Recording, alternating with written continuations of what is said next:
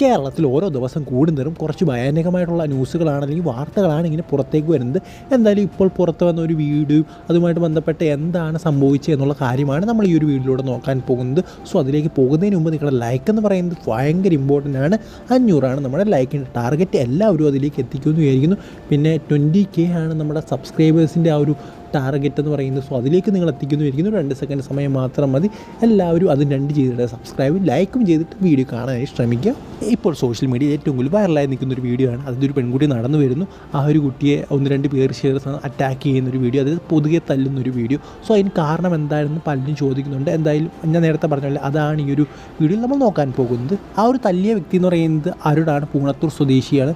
അദ്ദേഹം ആ ഒരു കുട്ടിയെ കല്യാണം കഴിക്കാൻ പോകുന്ന വ്യക്തിയാണ്. അതായത് ആ ഒരു നടന്നു വരുന്ന സ്ത്രീയെ കല്യാണം കഴിക്കാൻ പോകുന്ന വ്യക്തിയാണ്. സുഹൃത്തുക്കളുടെ വീട്ടിൽ പോയി വൈകി വന്നതിനാണ് തല്ലിയെന്നാണ് നമുക്കറിയാൻ സാധിക്കുന്നത്. എന്തായാലും റോഡിൽ വെച്ച് നല്ല രീതിയിൽ തല്ലി ചതച്ചിട്ടുണ്ട്. എന്തായാലും എടുത്തു പറയേണ്ട ഒരു കാര്യം എന്ന് പറയുന്നത്, ഫസ്റ്റ് ഓഫ് ഓൾ ആ ഒരു സ്ത്രീ കേസൊന്നും കൊടുത്തില്ല. പിന്നെ അദ്ദേഹം, അതായത് ഒരു സ്ത്രീ ഹോസ്പിറ്റലിൽ അഡ്മിറ്റായ സമയത്താണ് ഇങ്ങനെ കേസ് കൊടുക്കുന്നതും. എന്തായാലും പോലീസ് ആ ഒരു വ്യക്തിയെ, അത് അരുണെന്ന് പറയുന്ന വ്യക്തി അന്വേഷിച്ചുകൊണ്ടിരിക്കുകയാണെന്നാണ് അറിയാൻ സാധിക്കുന്നത്.